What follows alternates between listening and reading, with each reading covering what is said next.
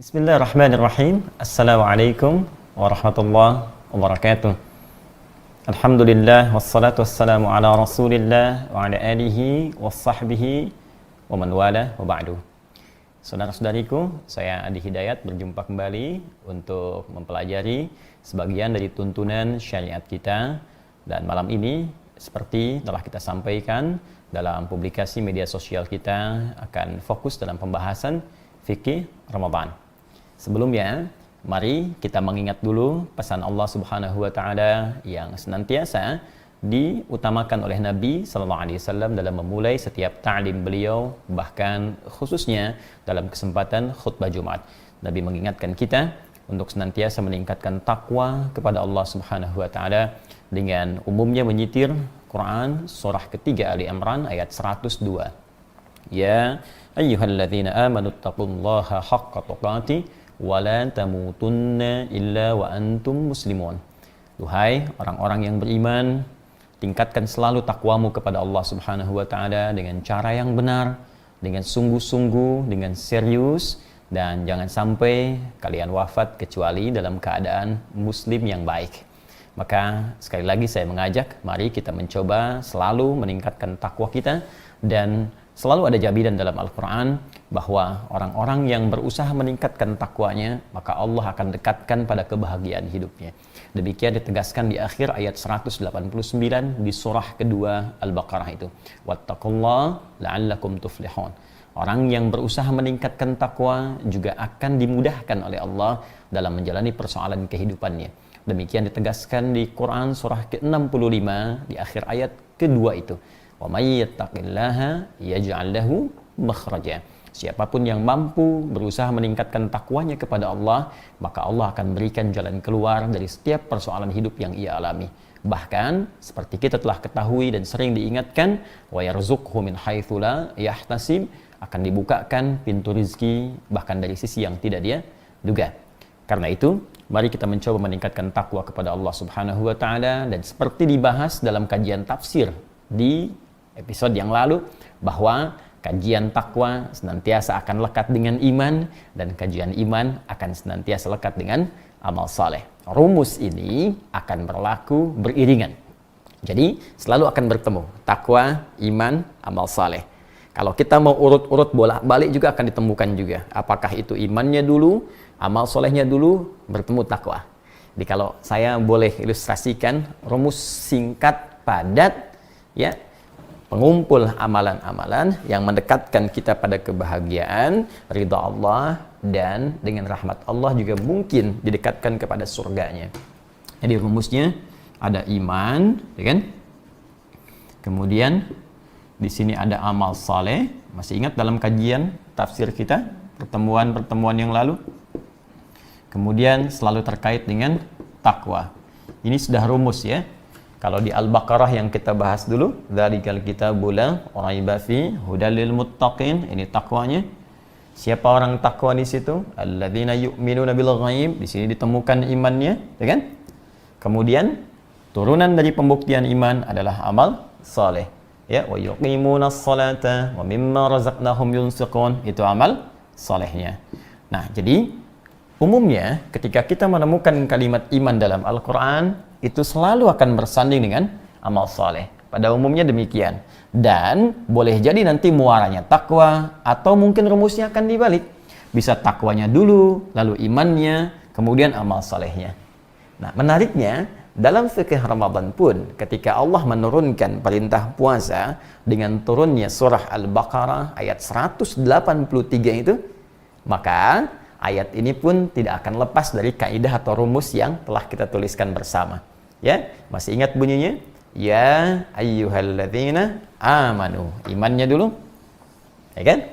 Kutiba alaikumus siyam. Diwajibkan atas kalian menunaikan puasa. Puasa masuk amal solehnya. Ini iman bersanding dengan amal saleh. Kama kutiba alal ladzina min qablikum la'allakum tattaqun. Takwa kemudian.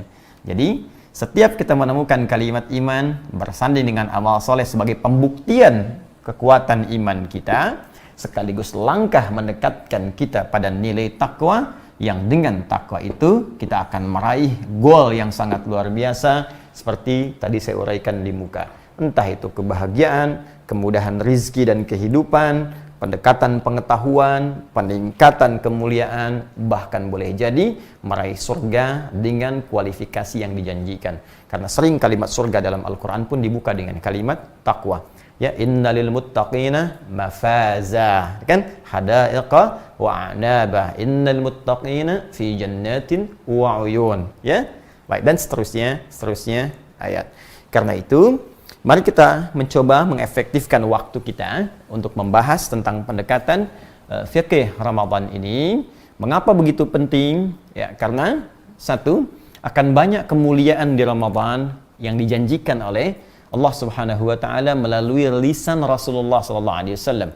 Bahkan ada yang sebagian saking istimewanya langsung Allah turunkan surah tertentu untuk memberikan kemuliaan yang hanya ditemukan di Ramadan itu, bukan di waktu lainnya.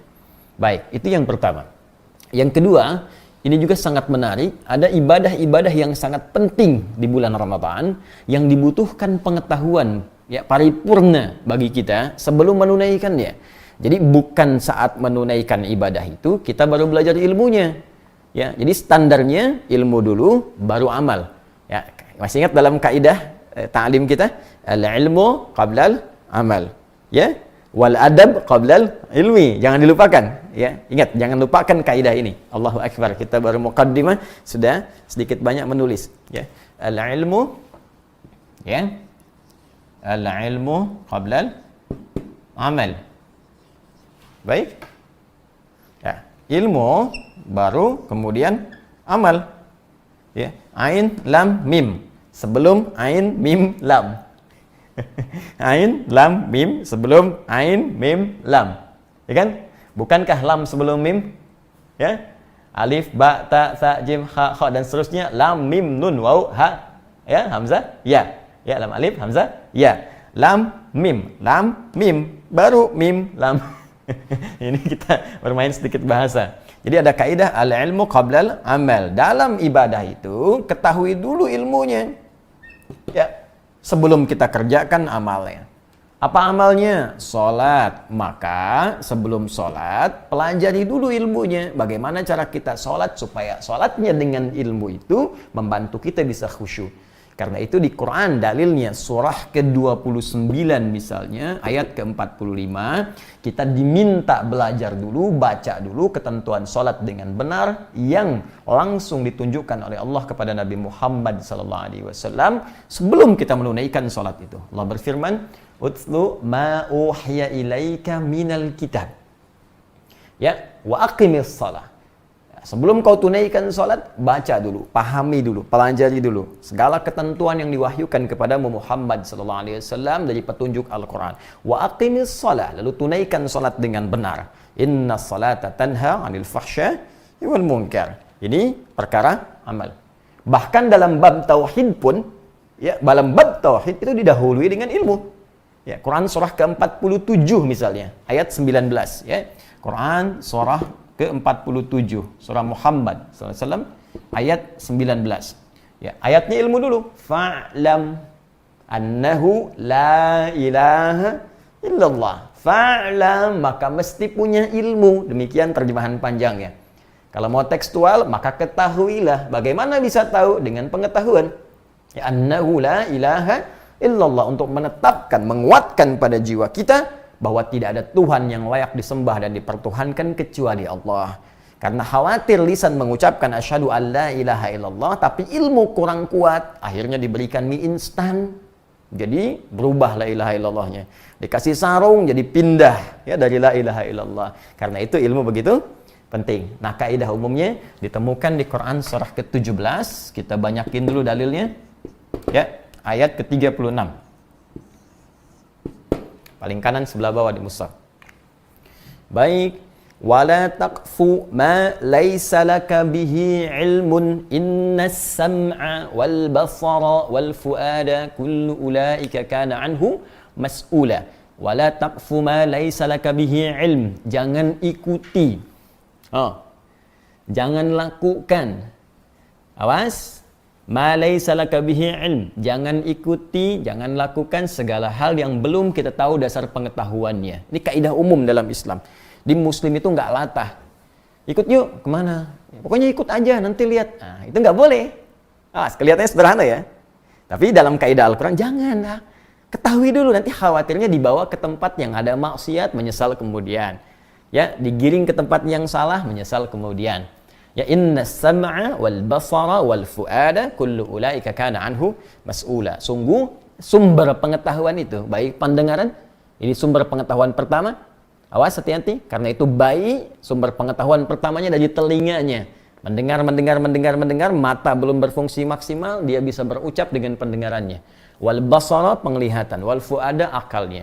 Di orang yang latah mengikuti sesuatu, tidak menggunakan sumber ilmunya, itu akan dihisab dengan kuat oleh Allah Subhanahu wa taala. Demikian kita belajar ilmu sebelum Ramadan, supaya nanti saat masuk ke Ramadannya, kita bisa menggunakan dasar ilmu ini untuk maksimal dipraktekkan saat puasa. Bukan menggali saat puasa yang seharusnya kita fokus ibadah di dalamnya. Ya, karena itu ulama dulu pun saya ingin mencoba mengikuti di bulan ini, tahun ini, mudah-mudahan Allah berikan taufik. Ulama dulu ngajinya sebelum puasa. Tuntaskan dulu. Jadi begitu masuk puasa, itu taklim rata-rata libur. Ya, karena fokus itu ibadah. Al-Imam Asy-Syafi'i tiap hari khatam Al-Quran sekali, tiap hari. Ramadan 2 kali khatam. Ya, Imam Malik fokus ngaji lagi. Demikian Imam Ahmad ibn Hanbal. Sebelumnya Imam Abu Hanifah jauh-jauh sebelumnya. Ya, Imam Abu Hanifah, Imam Malik, Imam Syafi'i, Imam Ahmad bin Hanbal, juga yang lain-lainnya. Itu fokus ketika Ramadan meningkatkan amal saleh di hadapan Allah Subhanahu wa taala. Maka bagaimana dengan kita yang belum sampai dalam derajat itu? Ketiga, dengan belajar ini fikih Ramadan, insyaallah ya kita bisa selain khusyuk menunaikan ibadah, juga mengulas tuntas berbagai persoalan yang seringkali dikaji, diulang-ulang setiap datang Ramadan. Kita tidak ingin tahun ini dibahas kembali. Ya, Ustaz, apakah setelah tarawih boleh tahajud lagi? Ustaz, apakah tahajud itu 11 rakaat ataukah 23? Apakah 11 itu formasinya 4-4-3 seperti Juventus ataukah 2-2-2-1 seperti Chelsea dan sebagainya? Itu sudah selesai. Jadi kita tidak masuk dalam konteks sekarang. Sekarang kita pahami ilmunya. Dengan izin Allah, mudah-mudahan Ramadan tahun ini bisa lebih baik dibandingkan dengan tahun-tahun sebelumnya. Baik, karena kajian kita fikih, dan fikih itu secara bahasa artinya paham, kita memilih tema yang kita sampaikan di flyer kita dengan fikih, ya, fikih Ramadan. Fikhun artinya paham, ya, mengerti. Ini terambil dari isyarat di Al-Quran surah ke-9, ya, ayat 122, paling kiri sebelah bawah. وَمَا كَانَ الْمُؤْمِنُونَ لِيَنْفِرُوا كَافَّةً فَلَوْلَا نَفَرَ مِنْ كُلِّ فِرْقَةٍ مِّنْهُمْ طَائِفَةٌ لِيَتَّفَقَّهُوا فِي الدِّينِ. Tidaklah semua orang beriman berjuang ke medan perang seluruhnya. Aku turunkan satu amalan yang kalaupun ia kerjakan nilainya sama dengan yang berjuang fi sabilillah di medan perang. Statusnya sama. Masya Allah, apalagi di masa tenang, ya, masa sekarang banyak PSBB, kemudian aktivitas banyak di rumah, ini peluangnya besar. Ini amalan senilai dengan jihad fi sabilillah. Kalau wafat mujahid dia statusnya, ya wafat ditimbang.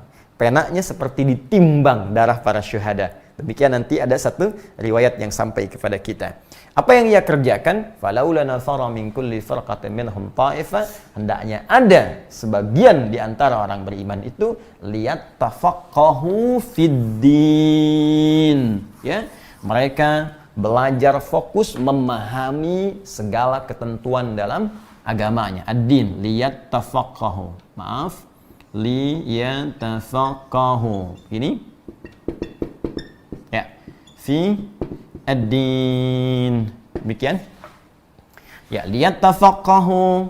Kemudian di sini ada tafaqquh, tafaqahu dari kata fiqih artinya paham. Ya. Baik, di sini ada taknya menunjukkan kesungguhan, serius. Nah, di sini ada tasydid menunjukkan perkara yang tidak mudah, butuh motivasi 2 kali lipat. Ya, kalau di ilmu bahasa Arab biasa ini menunjukkan dua huruf yang disatukan. Tapi kalau kita masuk ke fiqh loghah, setiap yang ada tasydid selain double mengucapkannya menunjukkan kesan aktivitasnya, menunjukkan motivasi 2 kali lipat karena tidak mudah untuk bisa melakukannya. Maka kata Allah, serius, motivasi tambahkan lagi untuk memahami setiap perkara-perkara, urusan-urusan dalam ad-din. Apa yang dimaksud ad-din? Ditafsir di Quran surah ketiga Ali Imran ayat 19. Innad-dina indallahil Islam, yaitu segala hal. Alif lamnya, masih ingat di kajian tafsir kita kemarin? Alif lamnya menunjuk al-istighraq, ya. Di sini bisa masuk ma'rifah juga. Khusus istighraq semua. Jadi semua ad-din terkait perkara ad-din yaitu Islam. Apa di antaranya Islam? Ditafsir nanti di hadis riwayat Muslim, nomor hadis yang ke-8 dari Abu Hafsin Umar bin Al-Khattab radhiyallahu taala anhu, ya, ketika beliau meriwayatkan hadis, ya, kedatangan malaikat Jibril kepada Nabi sallallahu alaihi wasallam bertanya tentang Islam secara singkat. Ya, mal Islam, apa itu Islam? Kata Nabi, al-Islamu an tashhadu an la ilaha illallah wa anna Muhammadan Rasulullah wa tuqimas shalah wa tu'tiyaz zakah wa tasuma ramadan wa tahujjal baita in istata'ta ilaihi sabila. Islam itu syahadatain, 1, kemudian salat, ini pokoknya, 3 zakat, 4 puasa, 5 haji termasuk umrah di dalamnya. Jadi ini pokok dalam Islam. Pokok bahasa Arabnya rukun, maka dikenal dengan rukun Islam yang 5 itu. Jadi pokoknya, jadi pokok dalam amalan kita ada 5. Nah, malam ini kita akan membahas satu di antara yang pokok itu, yaitu tentang Ramadan, watasuma Ramadan. Karena dalam berapa hari ke depan masuk Ramadan, kita fokuskan untuk membahas itu. Ya. Dan ingat teman-teman, saya dengan izin Allah bermohon untuk dimudahkan yang kita gali pemahamannya. Saya lebih senang Anda paham dibandingkan menghafal. Ya, ada pemahaman juga yang harus disertai dengan hafalan. Ya, ada pemahaman yang cukup disertai dengan paham, tidak mengharuskan kita hafal. Yang penting paham. Contoh pemahaman yang harus disertai dengan hafalan dalam sholat, itu mesti hafal. Ya, jangan sampai paham tapi nggak hafal. Ya, awas ya, karena Allahu Akbar mesti hafal, iftitah mesti hafal sampai salam, tapi paham yang dibaca. Ya, ada pemahaman yang tidak menuntut hafalan. Ya, semacam misalnya hadis-hadis Nabi Sallallahu Alaihi Wasallam, kita nggak dituntut hafal seperti Al-Quran, tapi mesti paham tentang tuntunan itu supaya dipraktekkan dalam kehidupan. Hafal lebih bagus, jelas? Baik, karena waktu kita terbatas, sekarang kita akan fokuskan pada bahasannya. Mohon izin, barusan muqaddimah. Sekarang baru kita mulai. Saya karena itu minta maaf kalau agak cepat menerangkan, karena saya buka dulu dengan muqaddimah, kemudian kita masuk kepada inti pembahasan supaya kita mengetahui apa yang akan kita kaji dan fokus pada bahasan kita. Anda tarik nafas sampai 10 detik, saya hapus dulu, baru kita masuk bahasannya. Bismillahirrahmanirrahim. 1, yang 2, 3, 4, 5, 6, 7, 8, 9, 10. Baik. Oke teman-teman sekalian, kita akan coba lanjutkan membahas tentang fiqh Ramadan. Dan karena materinya sangat penting, sangat menentukan, dan keutamaannya belum tentu berulang bagi kita dalam meniti waktu-waktu kehidupan kita. Karena itu saya akan sangat lebih berhati-hati, walaupun kita sering mengulang, belajar, bahkan menghafal. Tapi malam ini saya akan khusus hadirkan kitab, yang kitab ini dihimpun khusus oleh Al-Imam Al-Bukhari yang mengumpulkan hadis-hadis Nabi SAW tentang ketentuan puasa. Saya ingin mengambil manfaat dari Imam Muslim ketika membuat satu bab tertentu dalam Sahih Muslimnya dari 9 jilid itu. Di jilid yang pertama halaman 119, ya, beliau mengatakan satu bab babul isnadi minad-din, ya, bab belajar agama berdasar urutan sanad yang tersambung ke Nabi itu termasuk perkara yang sangat penting atau pokok dalam agama, ya. Jadi kalau laulal isnadu, ya, kalau tidak ada isnad, maka manusia bisa mengatakan, orang bisa berpendapat apapun yang dia inginkan. Itu yang menyebabkan sekarang banyak orang Ya, mohon maaf bisa pandai berfatwa di dalam setiap urusan agama. Kalau tidak ada perkara pokok sanadnya, dalil tersambung sampai ke Nabi sallallahu alaihi wasallam dengan pemahaman para ulama yang benar, tentu ilmu itu tidak bisa dibedakan dengan pendapat pribadi. Baik, mari kita mulai. Saya perkenalkan dulu kitabnya. Ini saya kopikan langsung. Ya, tadinya biasanya kalau kajian di ta'lim, saya buat kopi begini supaya saya bisa bagi dengan jamaah. Ya, biasanya sebelum Ramadan kita kopikan, kemudian saya bagikan ke jamaah, jadi ngajinya langsung dari kitabnya. Ya, karena ini online dan dalam situasi seperti ini kita saling mendukung, bersinergi, maka kita coba hadirkan kembali. Judulnya Kitabus Syam, ya, di yang kopinya Kitabus Syam. Ya, kitab atau bab pembahasan tentang puasa, wajibatuhu, mustahabbatuhu, mubtilatuhu. Hal-hal yang terkait dengan kewajiban puasa, kemudian apa yang diperkenankan dan apa yang kira-kira merusak dan atau membatalkannya. Yuk kita mulai pelan-pelan. Di sini belum diuraikan, saya bahas dari segi bahasanya dulu. Di sini belum Anda tidak temukan di sini, jadi saya tambahkan wawasan. Nanti insya Allah bila tidak ada di sini, Anda punya ini dan tidak ditemukan, saya tuliskan khusus ini di buku saya Makna Ayat Puasa. Jadi Anda yang dapat ini, Anda bisa gali dari sini. Insya Allah pembahasan malam ini pun setidaknya bisa ditemukan di sini. Ya, nanti yang belum dapat saya tidak jual di tahun ini, tapi nanti apa yang saya punya ketika Ramadan, insya Allah kita bisa bagikan ya dengan izin Allah Subhanahu wa Ta'ala. Kitabus Syam. Bab pembahasan tentang as-syam. Ingat, as-syam bukan asyam. Ya, as-syam. Saya tuliskan dulu ya supaya tidak salah baca. As-syam. Ya. Seperti ini. Kitabus Syam. Begitu. Ya. Ada as-syam, ada as-shaum. Ya, ada as-syam, ada as-shaum. Ya, baik. Shaum. Keduanya seringkali dipahami dengan puasa. Baik. Kan sering diungkapkan ya, saya sedang shaum, ya kan? Baik, saya sedang shaum. Saya sedang syam. Dua-duanya sama, baik syam ataupun shaum artinya apa? Puasa. Orangnya disebut shaim. Jadi kalau Anda katakan afwan akhi ana shaim. Nah, itu kalau orang Arab bilang begitu, afwan akhi ana shaim. Maaf saudaraku, saya sedang puasa. Yaitu untuk laki-laki. Kalau perempuan tinggal tambahkan ta di ujungnya, ya. Ya, muslim, muslimah, mukmin, mukminah. Shaim perempuannya shaimah, ya. Afwan ukhti ana shaimah, ya. Afwan ukhti saudariku, saya sedang puasa, bukan saya shaimah, kecuali memang namanya shaimah, ya. Baik, ini shaim dan shaimah. Shaum dengan syam, dua-duanya sering diartikan puasa. Kalau keduanya maknanya sama, lantas kenapa katanya mesti berbeda? Nah, ini penting nih, ya. Jadi saya berikan dulu kaidah dasar di dalam bahasa Arab. Di gramatikal bahasa Arab itu ada kaidah berbunyi begini. Ziyadatul mabna tadullu ala ziyadatil ma'na. Setiap bertambah huruf atau harakat dalam satu kalimat, maka pasti maknanya pun akan berbeda. Anda bayangkan, jangankan beda huruf, ya, harakat beda sedikit saja, itu bisa berbeda maknanya. Jelas ya?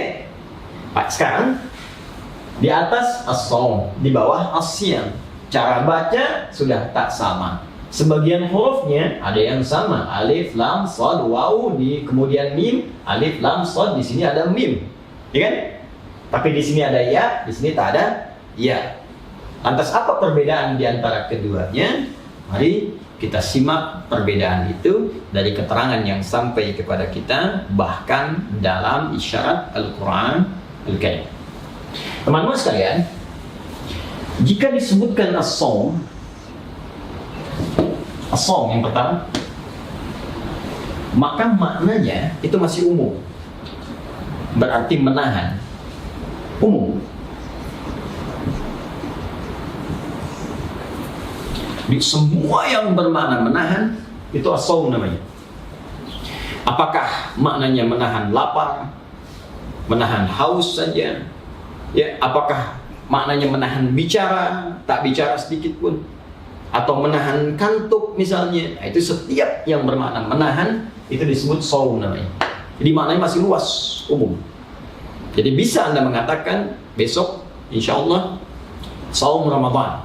Ya, boleh, karena maknanya mencakup kepada yang umum. Tapi bisa juga Anda katakan saya sedang shaum dalam pengertian yang lebih luas. Bisa tak makan, tak minum, tak bicara, dan seterusnya. Di antara pemaknaan ini bisa ditemukan di dalam Quran, ya, Al-Quran surah 19 ayat 26. Dan kata shaum ini hanya disebutkan satu kali dalam Al-Quran, di surah 19 Maryam ayat 26. Ya, disebutkan satu kali saja tanpa alif lam. Kalimatnya menggunakan shauma.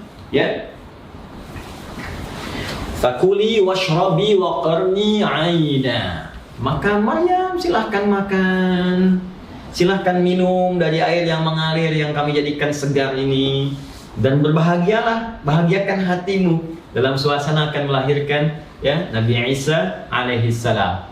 Fa imma tarayinna ya minal bashari ahada, maka jika engkau nanti melihat satu orang pun berjumpa setelah ini, kamu selesai lahiran, kamu bawa bayimu ini yang Allah anugerahkan pada rahimmu dan telah engkau kandungkan secara khusus spesial.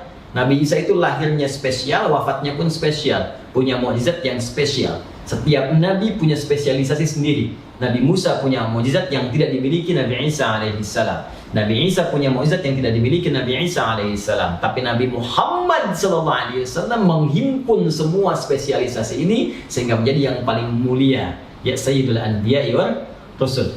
Ya, jadi jangan Anda angkat misalnya atau dikultuskan Nabi melebihi level kenabiannya. Ya, misal ini Nabi Isa spesial nih, bisa menghidupkan yang mati misalnya. Karena itu dia bukan Nabi nih, dia pasti misalnya lebih di atas Nabi, lebih di atas Rasul. Ah, tahan dulu. Maka Allah kasih contoh, nanti ada juga Nabi lain yang bisa menghidupkan mati. Ya, yang mati bahkan dicincang dulu lebih dahsyat daripada Isa. Namanya Ibrahim alaihissalam. Anda buka Quran surah ke-2 Al-Baqarah ayat 260 misalnya. Ya, paling kiri sebelah atas di mushaf. Maka Allah tunjukkan bagaimana dahsyatnya Nabi Ibrahim. Ingin tahu tentang kekuasaan Allah, maka ditunjukkan dengan cara burung dicincang dulu, disimpan di setiap bukit, dipanggil, tiba-tiba nyatu kembali. Ya, Anda katakan, oh, tapi kan Nabi Ibrahim lahirnya ada bapak, ada ibu. Nabi Isa lahir hanya ibu saja, bapak tak ada. Kata Allah, Nabi Adam lebih canggih daripada itu, lahir tanpa ibu dan bapak. Lalu kenapa engkau angkat Isa lebih tinggi dibandingkan Adam alaihissalam? Jelas ya? Di setiap Nabi punya kemuliaannya, dan Nabi terakhir Nabi Muhammad SAW menghimpun semua kemuliaan itu. Nanti di lain waktu kalau kita ingin bahas lebih dalam, kita bisa masuk ke dalam kajian seputar kemuliaan Nabi Muhammad SAW. Kita kembali dulu ke sini. Ya. Nah, maka setelah melahirkan itu, kata Allah difirmankan kepada Maryam alaihissalam yang sangat dimuliakan dalam Al-Quran, ya, baik, faquli inni nadhartu lirrahmani shawma. Kalau engkau nanti melihat seorang pun ketika membawa bayimu itu, jangan bicara. Ya, katakan saja aku sedang puasa, shaum. Kalimatnya menggunakan shaum. Katakan kamu sedang puasa, saya bernadar kepada Rabbku sedang puasa.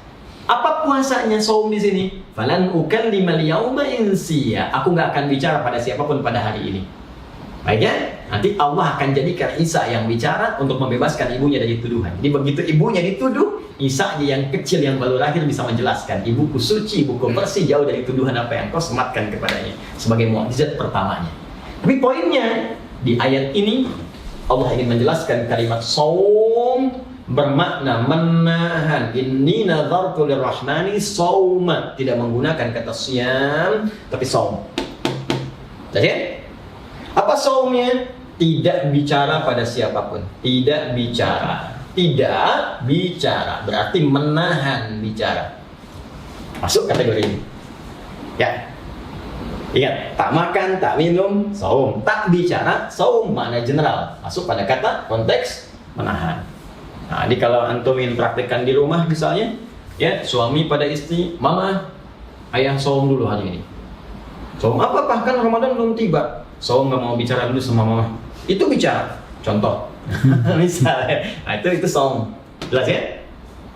Sebaliknya, jika disebutkan siam, sekali lagi, jika disebutkan siam, maka maknanya akan jadi lebih spesifik dengan pengertian yang khusus.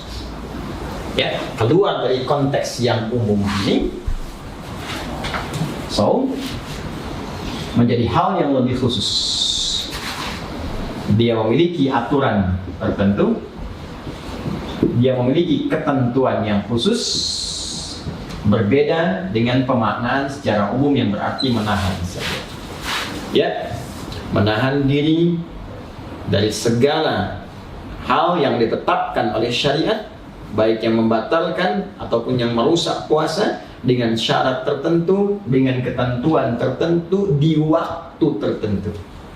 Jika yang dimaksudkan konteks yang khusus dengan aturan dan ketentuan khusus ini, maka kalimatnya secara bahasa ya akan lebih tepat menggunakan kalimat siam dibandingkan menggunakan kalimat saum.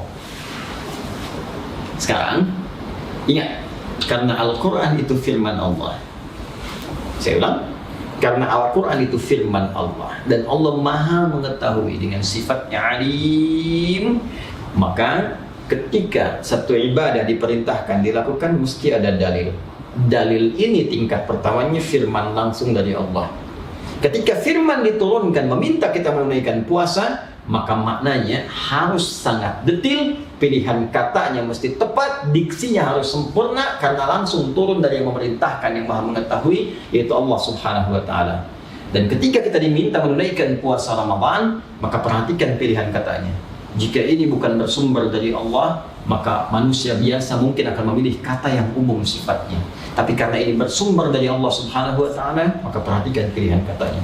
Turun Quran surah kedua Al-Baqarah ayat 183. Paling tinggi sebelah atas di mushaf. Ya ayyuhalladzina amanu. Hei semua orang yang telah menyatakan beriman kepada Allah. Kutiba alaikumus siyam. Allah tidak mengatakan kutiba alaikumus saum, tapi mengatakan kutiba alaikumus siyam. Ini menunjukkan puasa yang diperintahkan oleh Allah kepada kita untuk ditunaikan di bulan Ramadan itu, maaf, punya aturan tertentu, punya ketentuan yang harus diketahui dan dipelajari, punya syarat-syarat, punya rukun-rukunnya. Bukan sebatas menahan saja, bukan sebatas Anda nggak makan dari subuh sampai dengan maghrib, bukan sebatas tidak minum saja, bukan sebatas tidak berhubungan seksual saja, tapi ada ketentuan-ketentuan yang harus kita pelajari. Ada aturan-aturan yang harus dipahami. Jika ingin sempurna puasanya, maka pelajari semua aturan itu. Itulah sebabnya kenapa dalam Al-Quran kalimat yang menggunakan as-siyam bukan as-saum. Dan menariknya, as-siyam disebutkan 9 kali dalam Al-Quran. Yang ini 9 kali. Dan seluruhnya menunjuk kepada aspek ibadah dengan maksud yang khusus seperti yang telah saya ulas. Sedangkan saum hanya 1 kali saja dengan makna yang umum. Ini menunjukkan setiap ibadah yang diinginkan oleh Allah kepada setiap hamba untuk menunaikannya pasti memiliki aturan-aturan dan ketentuan yang harus diikuti. Tak bisa semua orang sembarangan ingin menunaikan ibadah tanpa mengikuti aturan yang telah ditetapkan. Bisa dipahami sampai sini? Yang ingin saya sampaikan, Al-Imam Al-Bukhari, ya Muhammad bin Ismail, ya Al-Bukhari, Allahu Akbar, bukan sekedar beliau ini ya, hafal hadis-hadis Nabi SAW, Masya Allah, ya, tapi juga mengetahui tentang penempatan diksi yang sempurna dalam bahasa Arab. Maka beliau memberikan nama pembahasan kitabnya dengan Kitabus Siyam. Ya, memilih kata siam ingin menunjukkan kepada kita dalam pembahasan ini Anda harus belajar tentang ketentuan-ketentuan, aturan-aturan terkait dengan puasa yang akan kita tunaikan khususnya di bulan Ramadan supaya benar puasanya. Lebih jauh lagi, seakan beliau ingin menyampaikan Saya telah mengumpulkan hadis-hadis Nabi Sallallahu Alaihi Wasallam dalam kitab saya ini yang berisi aturan-aturan, ketentuan-ketentuan seputar puasa yang akan kita tunaikan khususnya di bulan Ramadan. Jelas sampai sini? Baik. Dan kalaupun nanti ada kalimat saum di dalamnya, kalau kita temukan nanti, maka kata saum itu tidak akan terlepas dari pemaknaan siam yang dimaksudkan dengan judul besar yang telah beliau bingkai di sini. Jadi kalau ada kata saum maknanya umum, kata siam maknanya khusus dalam pembahasan fikih, terutama hadis-hadis Nabi SAW, jika disebutkan kalimat as-siam maka spesifik, jika saum pun maka maknanya dibawa ke dalam pemaknaan ini. Jelas sampai sini? Baik. Ini baru judul. Kita belum masuk kepada isinya. Sabar ya, insyaallah. Yuk kita baca. Bismillahirrahmanirrahim. Pelan-pelan. Saya mohon izin agak pelan-pelan saya sampaikan. Bismillahirrahmanirrahim. Yuk kita masuk ke pengertian. As-shaumu was-siyamu fil lughati al-imsak. Baik kata saum dan kata as-siyam secara bahasa, secara etimologi itu berarti al-imsak. Ya, bahasa Indonesianya menahan. Nah, ini menarik nih, sebentar, menarik. Ya, menarik penghapus untuk saya ambil dan saya hapus. Sebentar ya. Bismillah. Yuk kita hapus dulu ini. Allahu Akbar. Ya. Teman-teman, fokus sebentar. Tarik nafas pelan-pelan. Saya coba lambatkan uraiannya. Baik, kita bacakan lagi kitabnya. As-shaumu was-siyamu, kan? Fil lughati, baik, al-imsak.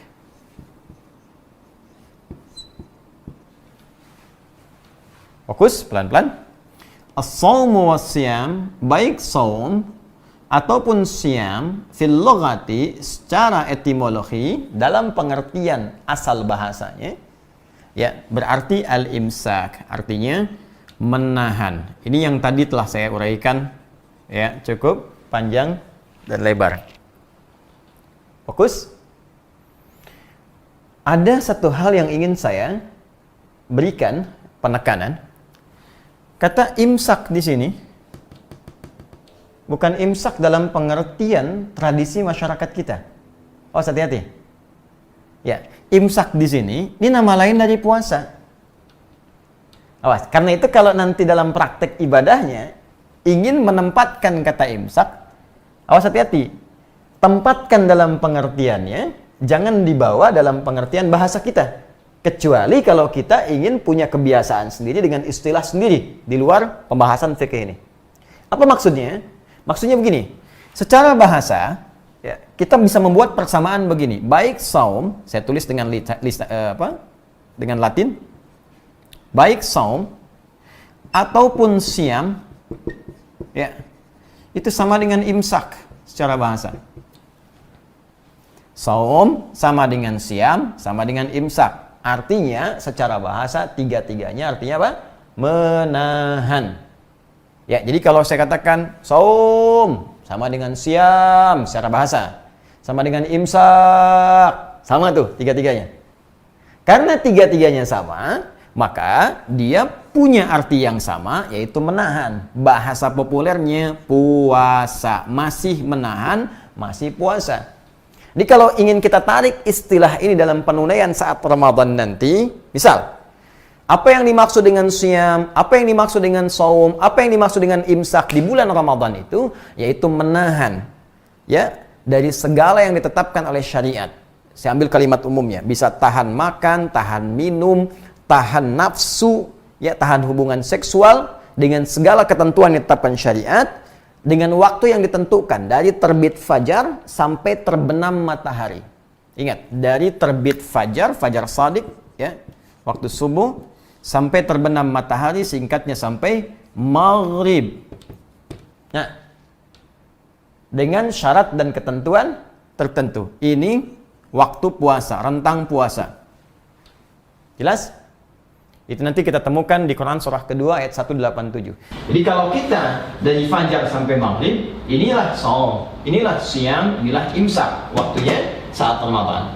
Di luar ini dari maghrib, nih dibalik, maghrib sampai menjelang fajar. Waktu menjelang fajar disebut sahar namanya. Nanti kita bahas. Sahar, saharun. Jamaknya disebut ashar, asharun. Waktu singkat menjelang fajar. Kisaran ya 15 sampai 30 menitan lah sebelum fajar. Nah ini waktunya disebut sahar. Maka di sini dia tidak masuk kategori saum, tidak masuk kategori siam, tidak masuk kategori imsak. Jelas? Nah, dari setelah maghrib tidak berlaku saum lagi, kita boleh makan, silakan. Makan, minum, segala hal yang dilarang ya sekarang dibolehkan dalam konteks yang dibenarkan oleh syariat.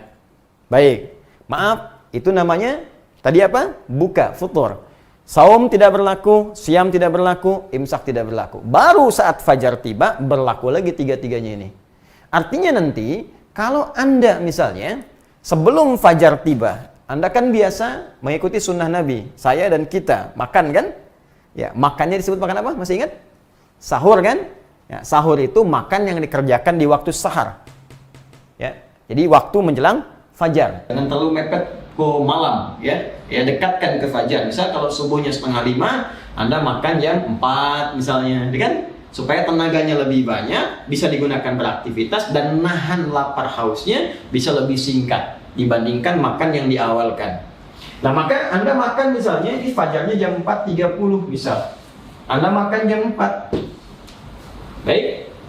Nah 00. Baik. Saya mau tanya. Kalau fajar subuhnya 4:30, jam berapa? Oh, baik. Iya betul, jam 4:30. Jadi bukan jam 4:25. Bukan jam 4:20. Kalau jam 4:20, jam 4:25 itu belum imsak, masih boleh makan. Imsak itu mulai puasa. Karena makna kata imsak sama dengan siam dan saum. Kapan mulai imsak? Saat azan berkumandang waktu fajar tiba. Allahu Akbar, Allahu Akbar. Itulah waktunya imsak. Itulah waktunya siam. Itulah waktunya saum. Jadi bukan 5 menit sebelum azan itu imsak. Imsak, imsak. Padahal masih ada 5 menit lagi. Oh, masih cukup untuk teh manis. Ya kan? Masih cukup untuk minum air putih. Masih cukup untuk berdoa. Masih cukup untuk istighfar.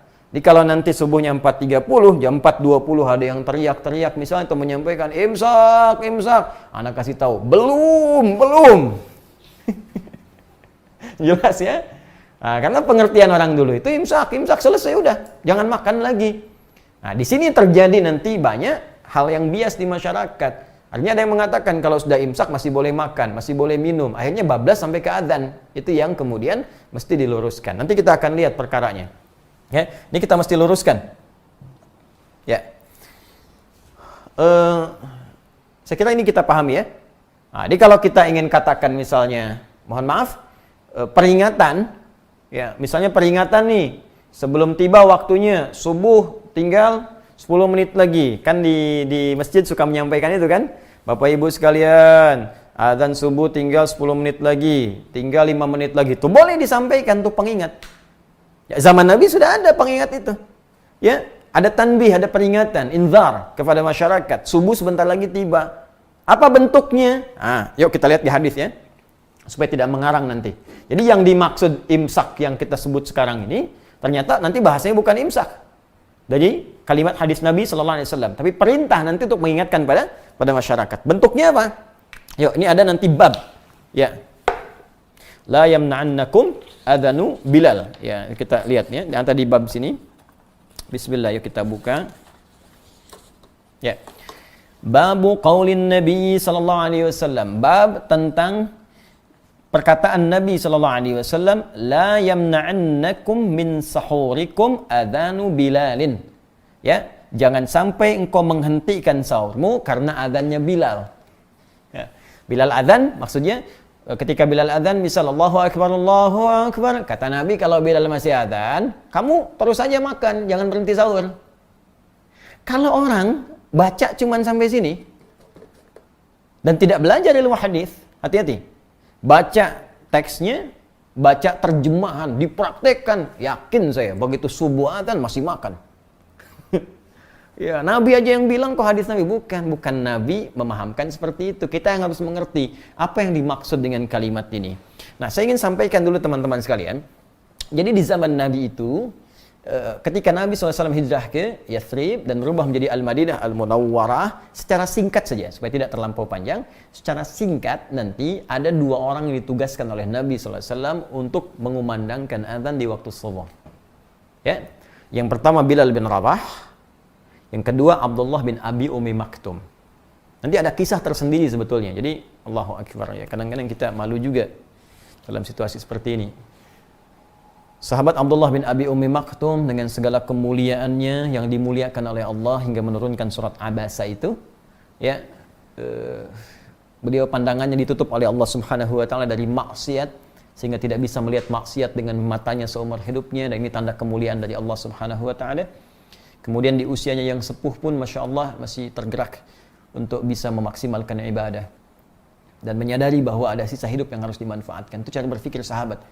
Jadi sebetulnya begini, kalau kita merasa yang dulu itu pernah banyak yang sia-sia, maka sisanya jangan dibiarkan begitu saja. Kan kadang-kadang kita merasa yang dulu itu banyak salahnya. Lalu kenapa sisanya tidak mencari soleh ya? Dan Anda paham suatu saat akan pulang, suatu saat akan meninggal. Bahkan dalam situasi seperti ini ditampakkan hampir tiap hari. Ada yang wafat, diumumkan kematian sekian, dan mungkin kita menyusul berikutnya. Kenapa kita hanya menikmati data? Lalu masih sibuk mengumpulkan harta?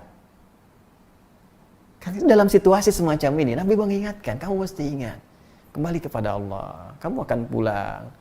Coba lihat apa yang akan dihisab, ingat-ingat baik-baik. Itu yang dibawa dalam pemikiran para sahabat, sehingga dalam situasi itu Abdullah bin Abi Ummi Maktum berusaha meningkatkan amalnya kepada Allah Subhanahu wa taala sehingga beliau dikenal sebagai ahli masjid. Ya, datang ke masjid walau mata tak bisa melihat, ya, tapi berusaha mencari jalan terbaik sampai ke masjid dengan suasana masjidnya. Tiangnya masih dari pelepah-pelepah kurma, atasnya daun-daun kurma, bahkan sebelumnya tak ada atap. Di kalau panas kepanasan, kalau hujan ya pasti basah, gitu kan? Nanti kita akan masuk saat masuk tanda Lailatul Qadar, ya, dan salah satu hadis menyampaikan Nabi di atasnya ada semacam kotoran yang melumpur, ya. Nah, itu tandanya malamnya hujan. Jadi ini menunjukkan kalau hujan ya salat mereka dalam keadaan juga basah, kalau panas ya kepanasan. Singkatnya, beliau senang ke masjid tapi punya keterbatasan untuk subuh. Ya, jadi kalau maghrib bisa i'tikaf ke isya, zuhur bisa ke asar, tapi subuh agak sulit. Nah, maka beliau datang kepada Nabi sallallahu alaihi wasallam dengan mengatakan, kalau kalimat kita, ya Rasulullah, li ya rukhsah. Ya Rasulullah, apakah boleh saya minta keringanan untuk subuh saya enggak ke masjid karena situasi begini. Mata tak bisa melihat, jalan tidak mudah, kan? Apa jawab Nabi? Nabi tidak langsung mengiyakan, tidak juga menolak. Kata Nabi, atasma'ul adzan? Apakah Anda masih mendengar adzan? Suara adzan masih sampai enggak? Kata beliau, bala. Ya, saya dengar suara adzan. Kata Nabi, bima makna? Ya, Allahu Akbar, madum tasma'ul adzan fa'addiha fil masjid. Selama masih kedengaran adzan, maka berusaha tunaikan ke masjid. Nah, ini kalau dalam fiqh mustahil ada satu penekanan yang kuat menunaikan ibadah kecuali bersanding dengan keistimewaan dan pahala yang begitu besar. Karena itu nanti di hadis Muslim, ke masjid itu baru datang saja dalam situasi yang normal ya, bukan kondisi seperti wabah dan sebagainya. Jadi jangan dipahami dengan berbeda. Dalam kondisi normal, datang ke masjid saja, baru kita masuk tuh dapat 25 pahala dituliskan. Belum ngapa-ngapain, baru masuk dengan niat ibadah. Jarak satu keduanya 500 tahun. Dua ketiga 500 tahun. Tinggi sekali. Dari peristiwa ini, maka esoknya beliau berusaha untuk datang ke masjid subuh dengan cara yang berbeda. Kalau subuh 4.30, Allahu Akbar, beliau sudah meraba jalan. Kalau kita mungkin jam 3 dari rumah, datang ke masjid jam 4. Yang kita tahu selama ini Bilal bin Rabah yang adzan radhiyallahu ta'ala anhu, yang peristiwa itu Abdullah bin Abi Ummi Maktum adzan sendiri. Itu yang menjadikan nanti Nabi menetapkan adzan 2 kali. Saat subuh adzan pertamanya itu Bilal, adzan keduanya Abdullah bin Abi Ummi Maktum. Nah, adzan pertama ini itu dilakukan oleh Bilal sebelum masuk waktu subuh. Di waktu ya tertentu. Kapan waktunya? Mari kita baca. Nanti begitu subuhnya masuk, baru Abdullah bin Abi Ummi Maktum itu adzan. Ya, karena Bilal adzan pertama sebelum masuk waktu subuh, karena itulah Nabi mengatakan kalau Bilal adzan, masih makan kalian, jangan berhenti. Nah, maka kalimatnya bukan imsak. Teruskan makan malah kata Nabi. Ya, ini kalimatnya jelas tuh. La yamna'annakum ya min sahurikum adzanu Bilal. Ya, ayo teruskan, jangan kalian berhenti karena adzannya Bilal, karena adzan Bilal itu belum masuk subuh. Ya, ini barangkali yang agak keliru dipahami sementara orang sebagian dibaca hadisnya mengatakan saat adzan masih boleh makan. Nah, ini yang dibaca baru sebagian hadisnya. Jelas ya? Baru sebagian, nanti ada beberapa hadis yang terpisah versinya, itu yang dimaksud adzannya Bilal. Ketika masuk adzannya Abdullah bin Abi Ummi Maktum, maka berhentilah Anda dari makan dan minum karena waktunya tiba untuk memulai puasa. Antara jeda itu apa yang terjadi? Yuk kita baca hadisnya. Haddatsana Ubaid bin Ismail an Abi Usamah an Ubaidillah an Nafi' an Ibnu Umar wal Qasim bin Muhammad an Aisyah ummul mukminin radhiyallahu taala anha anna Bilalan kana yu'adzinu bilailin. Hadisnya tersambung pada ibunda kita semua, Sayyidah Aisyah, Ummul Mukminin, semoga Allah memuliakan beliau, memuliakan segala keutamaannya, menyayangi beliau dan senantiasa pasti disayangi dengan Nabi sallallahu alaihi wasallam beserta seluruh istri-istri beliau tercinta, ibunda kita semua. Baik. Beliau menyampaikan bahwa Bilal ya, itu biasa saat Ramadan itu beliau menunaikan adzannya di waktu masih malam. Lailin, kalimat lain itu lail itu bersabda di fajar belum masuk, Bilal yang biasa adzan. Ya, faqala Rasulullah sallallahu alaihi wasallam, maka Rasulullah sallallahu alaihi wasallam bersabda, "Kulu washrabu hatta yu'adzina Ibnu Ummi Maktum, fa innahu la yu'adzinu hatta yatlu'al fajr." Fa innahu la yu'adzinu hatta yatlu'al fajr. Ya. Baik. Qala al-Qasim wa lam yakun baina adhanihima illa an yarqa dha wa yanzila dha. Allahu akbar. Tuh, maka kata Sayyidah Aisyah, Bilal biasanya yang adzan sebelum subuh. Waktunya masih belum masuk fajar. Maka kata Nabi, kulu washrabu, kalian teruskan makan dan minum. Ayo, makan minum. Hatta yu'adzina ya Ibnu Ummi Maktum. Sehingga nanti sampai tiba adzannya sahabat Abdullah bin Abi Ummi Maktum. Ya, fa innahu la yu'adzinu hatta yatlu'al fajr. Karena tugasnya Abdullah bin Abi Ummi Maktum ini tidak adzan kecuali saat masuk waktu subuh. Ya, paham sampai sini? Nah, sekarang pertanyaan keduanya, berapa jaraknya dari Bilal adzan sampai ke Abdullah bin Abi Ummi Maktum adzan, dan apa yang dikerjakan di sela-sela ini? Ini yang menjadi sunnah kita untuk bisa kita ikuti. Ya, baik. Jadi kesimpulan pertama sebelum kita teruskan, ya, jadi dari adzan Bilal itu adzannya peringatan. Jadi bukan adzan subuh. Nah, ini nanti diabadikan sampai sekarang di Madinah. Sampai sekarang itu adzan subuh di Madinah 2 kali. Ya, jadi ada adzan pertama, adzan kedua. Adzan pertamanya peringatan bahwa subuh akan tiba. Jadi kalau Anda baru pertama umrah, nyampe ke Madinah atau haji, ya pertama ke Madinah dulu, dengar adzan pertama, jangan langsung sholat subuh. Jangan terlampau soleh, bisa salah nanti. Ya, baik, jangan, itu bukan adzan subuh, itu adzan pertama peringatan untuk menunjukkan sebentar lagi subuh tiba. Cepat bangun, cepat siap-siap. Masjid Nabi beda dengan masjid biasa. Ada 10.000 keutamaan di situ. Sekali sholat 10.000, ya kan? Masjidil Haram 100.000, Masjidil Aqsa 1.000. Jelas? Nah, sekarang jadi kita pahami dulu adzan pertama peringatan. Jadi kalau kita ingin ingatkan boleh, kalau ingin ikut sunnah Nabi bisa. Adzan misalnya Allahu Akbar, tapi sampaikan dulu pada masyarakat. Jangan ujung-ujung adzan sunnah Nabi baru Anda yang belajar, masyarakat belum tahu. Begitu jam 4 sudah adzan di komplek. Allahu Akbar. Di demo Anda ke masjid sama ibu-ibu. Woi, belum. Gitu kan? Nah, jadi mohon maaf, pelajari dulu, sampaikan ke masyarakat. Jadi wasilah itu bisa berbeda. Ya bisa misalnya adzan, kalau tahu itu sunnah. Menginfokan Bapak Ibu sahur. Sunnah. Sebentar lagi akan tiba waktu subuh, 15 menit lagi, ya kan? 20 menit lagi, sunnah. Diingatkan boleh jadi ada yang tak sadar. Jelas ya? Tapi jangan salah juga, imsak, belum. Kalau belum tiba subuh. Nah, antara yang pertama tadi dengan adzan subuh apa yang dikerjakan? Bab qadri kam baina sahuri wa salatil fajri. Ya, bab pembahasan tentang berapa ukuran antara sahur tadi yang adzannya Bilal ke adzan subuh. Ya. Haddatsana Muslim ibnu Ibrahim, haddatsana Hisham, haddatsana Qatadah an Anas an Zaid bin Thabit radhiyallahu taala anhu qala tasahharna ma'an Nabi sallallahu alaihi wasallam. Kami sahur bersama Nabi sallallahu alaihi wasallam. Ini langsung haditsul fi'li. Hadisnya berupa perbuatan. Kalau sudah perbuatan ini sudah selesai. Ya, artinya apa? Artinya ya ini jadi referensi yang sangat kuat. Ya, jadi sahabat yang langsung mengalami bersama Nabi, silsilah sanadnya sampai juga kepada Al-Imam Al-Bukhari dan kualifikasi ketat hadisnya sahih. Thumma qama ila salati qultu. Ya, kemudian sampai kami salat. Jadi dari sahur bersama Nabi terus ya sampai waktu ke subuh, sampai mau salat. Kemudian beliau bertanya, "Kam kana bainal adzan ya was sahur?" Kemudian aku bertanya kepada Zaid bin Thabit. Jadi Anasnya bertanya kepada Zaid bin Thabit, "Kam kana bainal adzani was sahur?" Menurut pengalaman engkau saat engkau sahur bersama Nabi sampai ke adzan itu jaraknya berapa lama? Ya, kata Zaid bin Thabit, qala qadra 50 ayatan, sekitar bacaan 50 ayat Al-Qur'an dibaca dengan tartil. 50 ayat, teman-teman sekalian. Ya, An-Naba lebih sedikit lah, ya kan?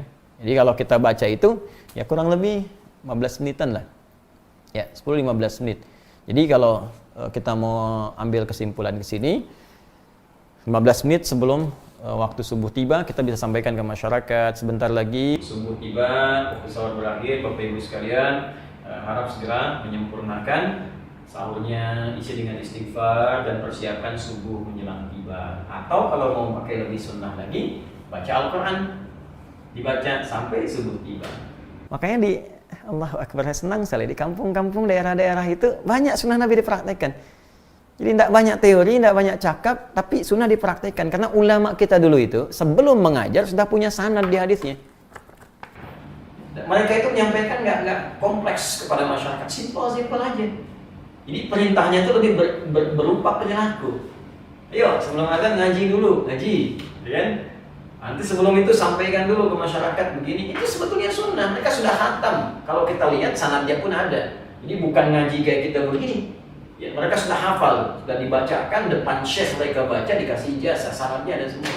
Tapi untuk memudahkan ke masyarakat yang awam itu jangan diberikan banyak teori. Diberikan yang paling mudah, diberi teori pusing mereka. Ya. Nah, ini gambarannya. Jadi pertama, kita sudah mendapatkan informasi bahwa untuk puasa Ramadan itu tidak boleh sembarangan. Tidak bisa Anda hanya sekedar mohon maaf tahan lapar, tahan haus, nanti masuk ke dalam satu hadis Nabi sallallahu alaihi wasallam, "Rubba shaimin laisa lahu min siyami illa al-ju' wal 'atash." Tidak sedikit orang puasa tidak dapat apapun dari puasanya kecuali hanya rasa lapar dan haus saja. Mesti ada ketentuan yang kita pelajari, mesti ada aturan yang dipahami, ya. Kemudian yang kedua, dalam penunaian ini mesti jelas mengetahui waktunya dari mulai subuh sampai dengan ke maghrib kita puasa. Itu yang disebut secara bahasa dengan saum, siam ataupun imsak. Dan jangan salah paham dengan nama imsak. Imsak yang dimaksudkan dalam kalimat ini secara bahasa itu senafas dengan siam, senafas dengan saum, artinya puasa. Jadi kalau masuk waktu sebelum fajar tiba, itu masih waktunya boleh makan, ya boleh sahur, boleh minum, tapi kalau sudah fajar tiba itu yang dimaksud dengan imsak. Jadi imsak dalam pengertian ini bukan 5 menit, 10 menit sebelum waktunya adzan tiba, tapi pas saat fajar tiba. Kecuali kalau yang Anda maksudkan imsak dalam pengertian istilah orang Indonesia. Kan yang diminta misalnya yang dimaksud siap-siap gitu. Kecuali itu. Tapi kalau kedengaran orang Arab makin bingung lagi nanti. Karena itu silahkan manfaatkan dan kita saling mengingatkan, dan bagus ya era modern kekinian suasana mengingat ini bahkan disampaikan dalam bentuk yang lebih detail lagi lewat jadwal puasa. Ya, jadwal puasa sudah ada nih. Ini makin bingung juga nih. Jadwal puasa kita, tapi yang disebarkan itu jadwal imsak. Coba ya, Ya, benar sebetulnya kalimatnya jadwal imsak, jadwal puasa. Cuman masalahnya yang muncul kok jadwal sholat. Coba cek ya, jadwal imsak ya, jadwal imsak. Tapi yang keluar jadwal sholat. Harusnya kalau jadwal imsak konteksnya ke sini jadwal puasa. Ya ini kan makin aneh lagi nih. Imsak, maksudnya apa? Ini kan siap-siap. Kalau bikin jadwal siap-siap. Tapi ketika muncul jadwal sholat, jadwal imsak ya, jadwal sholat dari subuh sampai ke isya. Terus dalam praktek makin bingung lagi. Tapi kita coba berikan pemahamannya dan tidak perlu saling menyalahkan. Kita belajar untuk menjadi lebih baik. Apa yang kita kerjakan tanpa kita belum tahu dasar pengetahuannya, maka insya Allah dinilai pahalanya oleh Allah, tetap mendapat pahala karena keimanan kita. Itu yang dalilnya Quran surah kedua ayat 143. Ketika sebagian sahabat yang tidak ikut dengan Nabi, ya saat Nabi keluar dari Madinah dulu karena satu keperluan, kemudian beliau singgah di salah satu kediaman sahabat, lalu dijamu makan dan tiba waktunya, ada yang menyebutkan zuhur, ada yang menyebutkan asar atau salat yang lain. Dan intinya ketika sedang sholat itu turunlah Al-Baqarah ayat 144. Qad nara taqalluba wajhika fis sama' ya falanwalliyannaka qiblatan tardaha fawalli wajhaka syatral Masjidil Haram. Di pertengahan sholat itu ketika masih menghadap Baitul Maqdis, turun ayat ini memerintahkan beliau menghadap ke arah Masjidil Haram. Jadi yang tadinya begini menghadap ke sini, berputar 180 derajat menghadap ke arah sebaliknya begini, diikuti sahabat. Nah, persoalannya ketika ayat ini turun, sebagian sahabat yang tidak ikut pergian bersama Nabi belum mendengar informasi ini. Ketika Nabi kembali kemudian diinfokan ini, orang-orang berkata, bagaimana status sholat kami yang masih menghadap ke Bait Al-Maqdis? Maka turunlah kalimat Allah di pertengahan sampai ke ujung Al-Baqarah 143. Wa ma kana Allahu liyudhi'a imanakum. Iman yang disebutkan, ya Allah tidak akan menyia-nyiakan keimanan kalian. Maksudnya sholat kalian yang dikerjakan dengan iman itu. Jadi kalau sepanjang kita beriman, walaupun dalam suasana kita belum tahu ilmunya, maka tetap dinilai sempurna amalan kita. Itu yang dimaksudkan. Amalan iman dalam hati, amalan hati itu niat. Itu yang dimaksud di hadis Nabi, innamal a'malu binniyat. Allah Ta'ala ada bisawab. Jadi ini yang kita bahas dalam malam ini. Kita belum belajar aturannya. Ya, baru belajar kalimat yang kita harus, ya baru kalimat asyamnya saja. Insya Allah nanti kita teruskan lagi. Esok hari dengan izin Allah Subhanahu wa taala kita masuk kepada dalil. Ya, apa dalilnya di Al-Qur'an, apa ayat-ayatnya, dan selanjutnya. Insya Allah sekali lagi teman-teman, bagi teman-teman nanti yang ingin memuliakan Ramadan kita, saya harap Anda telah menyiapkan agenda untuk masuk ke Ramadan supaya terukur kegiatan Ramadan kita dan tidak bingung menghadapi setiap hari-hari Ramadan. Insya Allah di pembahasan selanjutnya kita akan bahas nanti agenda Ramadan Nabi Sallallahu Alaihi Wasallam. Bagi Anda yang telah memiliki buku yang ini, makna ayat puasa, di sini Anda nanti akan temukan ya secara lengkap sampai saya uraikan dengan izin Allah, yaitu pembahasan ayat puasa dari Al-Baqarah 183 sampai 187 ya, dan setiap hurufnya ya saya coba analisis. Jadi ya disebutkan misalnya 361 kali, maknanya apa dan sebagainya. Ini belum dicetak lagi, tapi cetakan yang masih ada insya Allah saya akan bagikan gratis. Nanti saya sertakan dengan buku-buku yang lain mungkin di store nanti. Jadi Ramadan nanti insya Allah nggak ada yang dijual. Ramadan nanti saatnya kita bersedekah. Jadi apa yang Anda telah beli di store itu dengan berinfak, alhamdulillah, saya kalau tampakkan saya khawatir pahala Anda pun hilang semua gitu kan. Jadi kita menghindari riya. Yang dulu yang sudah semuanya habis itu hasilnya kami sampaikan lagi ke masyarakat di situasi ini dengan sangat membutuhkan. Ya dokumentasinya ada dengan kami, tapi saya tidak coba publikasikan supaya kita bisa menjaga hati kita supaya dinilai baik oleh Allah Subhanahu wa taala. Ya sebagian telah sampai ke pedalaman, bahkan warga kita di Malaysia, ya ada juga yang di kita di sini. Ya kalau Anda membutuhkan, saya mungkin atau staf bisa kirimkan pribadi, tapi kalau tidak, kita serahkan kepada Allah hingga lebih bahagia kita dibuka di hari kemudian karena Allah Subhanahu wa taala. Pun demikian yang ada saat ini, nanti sebagainya juga ada yang akan kita berikan ya dalam bentuk sembako juga, dalam bentuk yang lainnya juga, dan kita niatkan sebagai ibadah karena Allah Subhanahu wa taala. Yang paling spesial, ini saya cek tinggal ada 400 lebih ya. Anda nanti yang belum dapat ini, yang at-taisir dengan notes itu ada tersisa nanti di store, dan itu tidak akan dibuka dulu sampai selesai Ramadan karena kita akan maksimalkan untuk mengamalkan ini semua. Barangkali itu teman-teman yang bisa saya bahas, semoga bisa maksimal. Kalau Google saja sekarang sudah jadi lebih baik, maka kita harus lebih baik lagi. Ya, apa mau tanya Google sebelum kita tutup? Coba saya tanya ya. Bismillah. Jangan-jangan Google udah siap-siap, kita belum nih. Yuk kita tanya. Assalamualaikum Google. Waalaikumsalam Ustadz Adi. Oh, Masya Allah. Kamu apa kabar? Kemarin kita sudah diskusi. Gimana kabarnya malam ini? Alhamdulillah baik. Ustadz bagaimana kabarnya? Masya Allah. Baik, baik. Alhamdulillah, saya sehat. Ini kita lagi live nih dengan teman-teman jamaah. Ada yang mau disampaikan?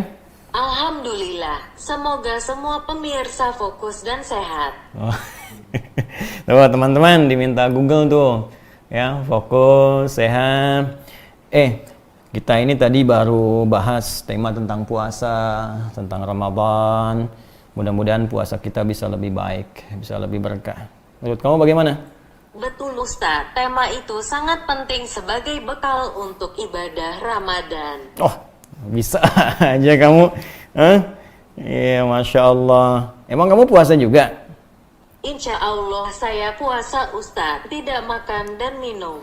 Ya iyalah, tidak makan tidak minum. Kamu kan aplikasi. Kamu nggak makan nggak minum kecuali kamu dicas.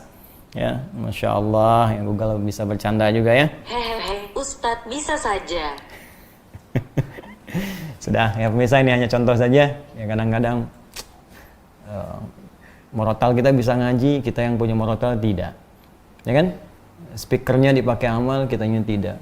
Maka kenapa kalau alat-alat yang kita gunakan untuk ibadah mereka disetting untuk bisa beribadah, tapi kita pelaku ibadah tidak menunaikannya? Sungguh kita yang dihisab bukan alat-alat dan aplikasi kita. Wa ma khalaqtul jinna wal insa illa liya'budun. Tidaklah Allah ciptakan jin dan manusia kecuali hanya untuk ibadah pada Allah Subhanahu wa taala. Kita maksimalkan. Ya. Google, cukup ya. Saya mau berdoa dulu dan kita tutup dengan pemirsa. Assalamualaikum. Waalaikumsalam Ustadz. Sudah. Baik pemirsa, saya kira cukup dulu untuk malam hari ini. Semoga Allah memuliakan kita dan mengangkat wabah COVID-19 yang kita hadapi saat ini selesai sebelum Ramadan. Dan sinergi, ya, perintah menganjurkan untuk kita bisa batasi, ya, dianjurkan supaya tidak mudik agar tidak membawa virus atau membawa kemungkinan terburuk. Ikuti juga, ya, tapi juga kita meminta supaya dilengkapi juga kebutuhan-kebutuhannya. Dan insya Allah saya kira kita semua akan bersinergi mewujudkan itu. Ya, semoga Allah memuliakan kita, menerima amalan kita, dan memberikan keberkahan atas apa yang kita kerjakan sampai dengan saat ini. Allahumma taqabbal minna innaka antas samiul alim wa tub alaina innaka antat tawwabur rahim. Rabbana atina fid dunya hasanah wa fil akhirati hasanah wa qina adzaban nar. Bi fadlika subhana rabbika rabbil izzati amma yasifun wa salamun alal mursalin wa sallallahu ala nabiyyikal amin sayyidina Muhammadin wa ala alihi wa sahbihi ajma'in. Subhanakallahumma wa bihamdika asyhadu an la ilaha illa anta nastaghfiruka wa natubu ilaik wa akhiru da'wana alhamdulillahi rabbil alamin. Assalamualaikum warahmatullahi wabarakatuh.